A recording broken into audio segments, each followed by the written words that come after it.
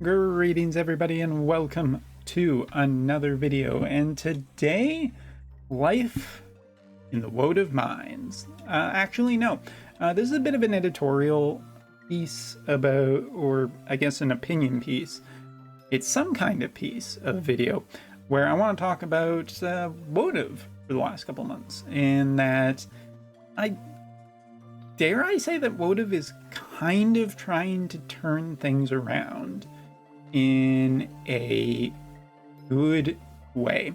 Because let's take a look at some things, some facts. First off, basically the game has gone essentially pay to play, or at least pay to stay updated. Like, you take a look, every single character that is being released now, except for Pain, or, well, I guess first copy characters, essentially have these bundles now, where it's just like, hey, this is the cost, this is what you get. I mean, you get, like, basically a lot of important stuff needed to build these characters, minus some stuff you can get by just playing the game, and you get the character itself for this price kind of thing. And it's just no gotcha, no nonsense kind of thing. If you're a whale, this seems like an absolutely fantastic deal. And you still get these like UR5s and whatevers to entice smaller tier buyers, and then you maybe have some weird cool deals, like for instance Nickel here, who's, you know, it's a 120 for about 30. I mean, that's, if we're looking at exactly how much they're costing stuff, that's not bad. It's kind of a little bit reasonable. I mean, sure, for free to players you essentially have to gotcha, but this tier system where the game is making potentially just steady income rather than like insane amounts, it's just they've kind of settled on being like, hey, we've got this player base that is playing, and we can just keep them at a steady rate. We don't need to worry about upsetting them, and kind of if they're already invested, they're going to stay invested. That's probably the biggest gambit that seems to be for Wotv now. And then some people will just do the gotcha thing, and that's over top of the resources that we already have. And our anniversary plans this year were just like steady. It's like, here's some ways that we're going to upgrade characters: master ability 3s, commander abilities, and a few new modes, especially like a PvP mode, Grand Arena, and boom, that's it. Nothing that rocks the boat, nothing that pisses people off like Neo Visions or anything like that, and just keep doing what we're doing because people like the story and the PvP aspects of this game and want to just keep going that way. So by settling on that stuff, they can now just be like, hey, let's do updates for older characters that seem substantial to try and get players who have played, who haven't played, and whatnot into the game via this kind of aspect of a little bit of goodwill. And you know what?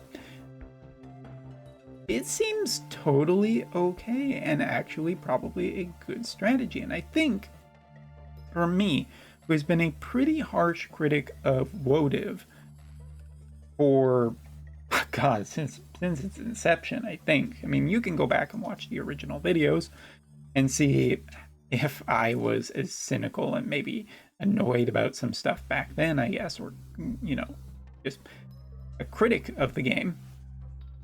But I actually think that Wotv is in a pretty solid, good place. I've seen the sensory tower data for the last few months, and they haven't been insane. But October, which really didn't have that much, it had Garuza, and it had Nickel, I guess, at the tail end, and it had a Halloween unit.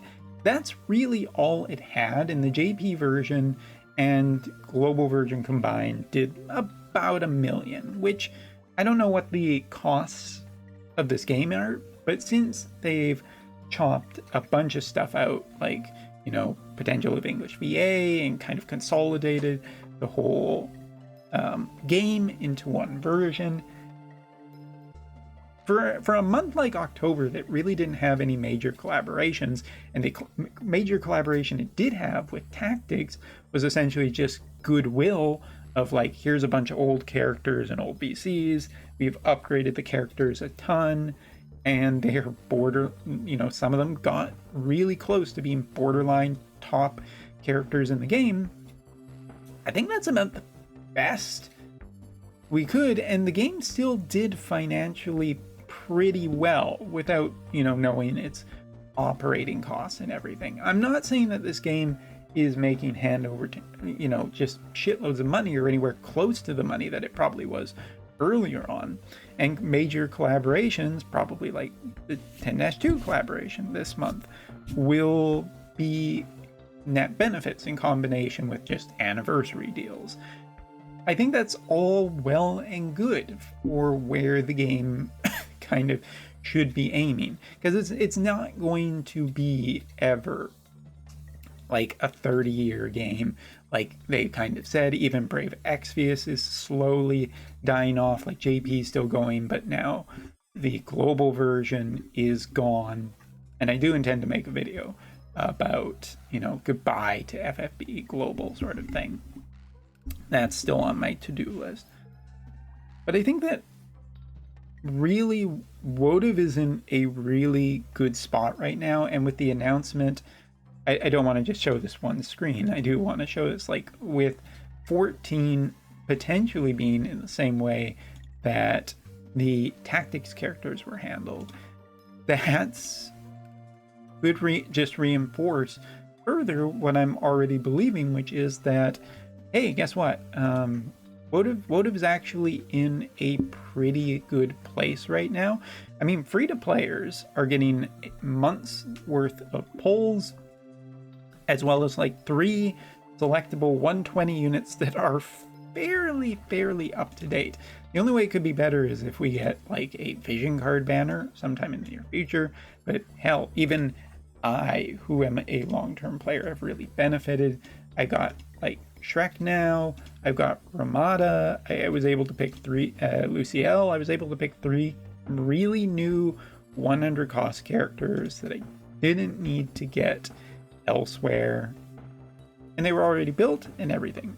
It's a lot of goodwill, and I'm not saying that this is going to continue every month. Obviously, after anniversary, it's not till the 0.5 anniversary when we'll see, a fair amount of generosity.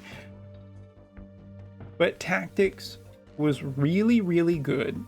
It earned a lot of goodwill from me. The announcement of FF14 returning has earned a lot of goodwill from me. And just some of the overall generosity that we've seen. And this is to encourage people to play and spend money, because it's a business. That's what they're going to do at the end of the day. I'm fine with that. I'm just kind of glad that I can actually look at this and say, hey, cool. Wotv's in a better place than it was 1 year ago. I feel generally better about the game right now, and I'm hoping that more people might come back to it and start getting back into it, because, right now Wotv's a pretty casual game. You don't need to farm mass amounts. You don't need to try hard, because, a lot of people, it's not worth it. Who am I kidding? A ton of people, it's not worth it. But if you want to stay top 5,000 in Arena, I think it would be very easy to pick up the JP version right now, or the global version, because I believe the global version has those banners, and start with a really strong team that you can select, and start working towards newer characters and all the equipment you need, but still be pretty dang successful. So, end statement, good job, Gumi. You get a good job from me for now. Of course, we'll see if Commanders or anything like that changes the opinion. But hey,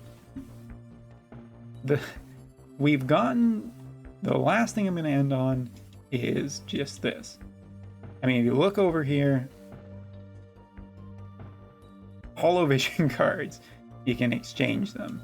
Not as good of a rate, as regular vision cards, but it's something. It's something. They took player community feedback and they did something. So, thumbs up. Thanks so much for watching. Hopefully you agree, but if you don't, please leave your opinion in the comments below. And yeah, that's all for me. Later.